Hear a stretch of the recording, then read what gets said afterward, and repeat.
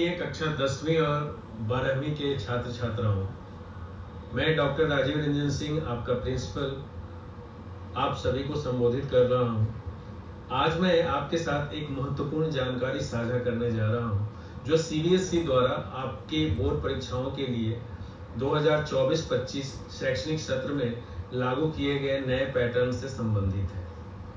CBSE ने अपनी मूल्यांकन प्रणाली को राष्ट्रीय शिक्षा नीति 2020 के अनुरूप कर दिया है, ताकि आपकी शिक्षा अधिक प्रभावी और उपयोगी बन सके।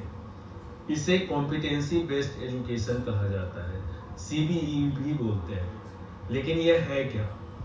कॉम्पिटेंसी बेस्ड एजुकेशन का मतलब है कि अब केवल याद करने से काम नहीं चलेगा, बल्कि आपको जो ज्ञान मिला है उसे समझकर और वास्तविक जीवन में कैसे लागू करना है, इसे जानना होगा।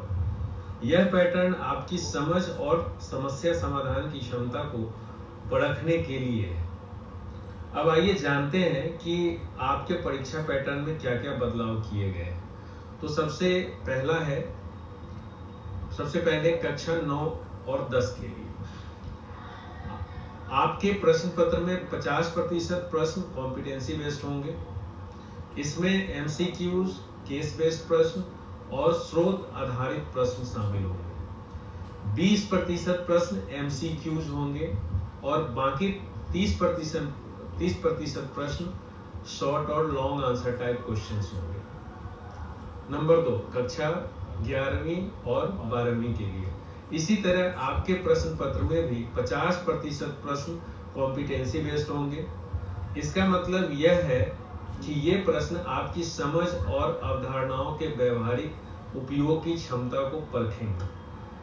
बाकी पैटर्न में 20% एमसीक्यूज और 30% शॉर्ट और लॉन्ग आंसर टाइप क्वेश्चंस होंगे, जैसे पहले होते थे। इस नए पैटर्न का उद्देश्य है कि आप जो पढ़ रहे हैं उसे गहराई से समझें और जीवन में कहीं भी उसका सही उपयोग कर सकें।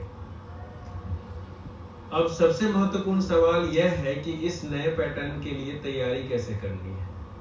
तो पहला है अवधारणाओं की स्पष्टता, यानी कंसेप्चुअल क्लियरिटी पर ध्यान दें।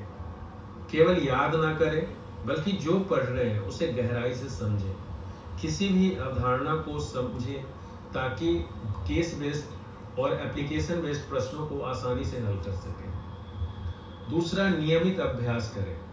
सीबीएसई की वेबसाइट पर उपलब्ध सैंपल पेपर्स और प्रैक्टिस पेपर्स का अभ्यास करें। जितने अधिक कॉम्पिटेंसी बेस्ड प्रश्न हल कर सकें उतना अच्छा होगा। तीसरा, शिक्षकों से मदद लें। अगर किसी भी विषय में दिक्कत हो तो अपने शिक्षकों से तुरंत संपर्क करें। स्कूल द्वारा आयोजित डाउट क्लियरिंग सेशंस का पूरा लाभ उठाएं। चौथा, वास्तविक जीवन के उदाहरण यानी रियल लाइफ एग्जांपल्स का उपयोग करें। जो भी पढ़ाई कर रहे हैं उसे वास्तविक जीवन के परिस्थितियों से जोड़कर समझें।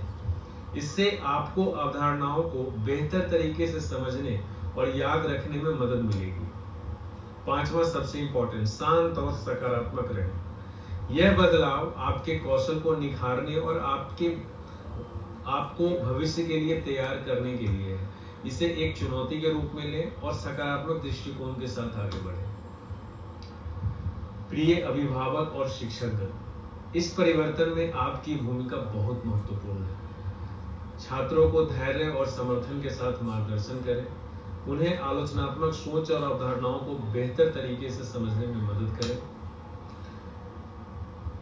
और लास्ट बट नॉट लीस्ट, मेरे प्यारे छात्रों, यह एक सुनहरा अवसर है आपके लिए कि आप अपनी समझ और कौशल को रटने से आगे बढ़कर दिखा सकें।